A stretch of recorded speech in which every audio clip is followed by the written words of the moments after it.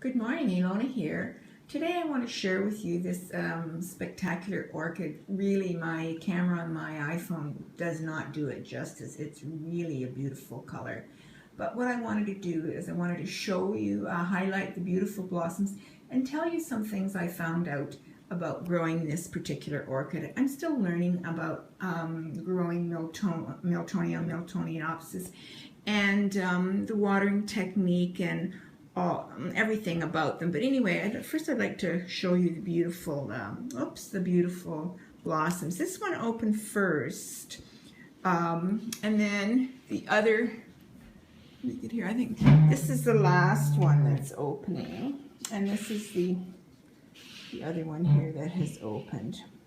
Now I got these at from Paramount Orchids, and they sent it very well wrapped and not damaged at all. Plus, these three flowers were just in bloom, and I was so excited to get this Miltonia I, spectabilis variation Moreliana. It's a species of the plant, and just curious as to what it would be like. So I was absolutely delighted to get in spike. But then promptly I worried because I have no experience growing these, and I was wondering what the heck was going on. But I did learn something. I learned that I wasn't giving it quite enough water. Let me show you how I know. Here you can see this leaf here is starting to pleat. So although I was worried about overwatering and rotting roots, I've discovered that I need to water it a bit more. I was thinking perhaps once a week, but I'm going to try now, like for about every 5 days. I'm going to try that.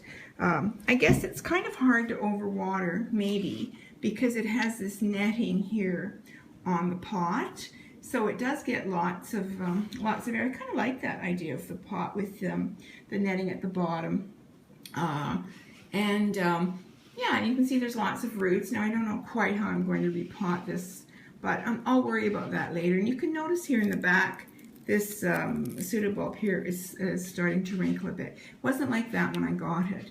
So I've learned, it's been telling me that it wants more water, and so I will give it more water. Yeah, you can see the wrinkle right there, so I know. So yeah, I'll sort of look at it after 5 days instead of a week. I thought a week would be good, but obviously it isn't.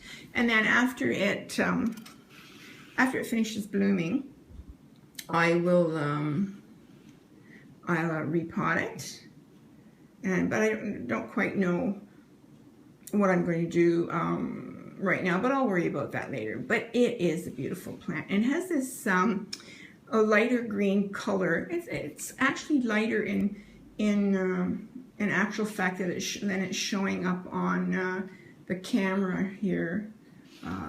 I'm letting it live in an east window, so that should be okay. It can tolerate more light than that. From what I gather, what I read online. But I want it to be in my east window.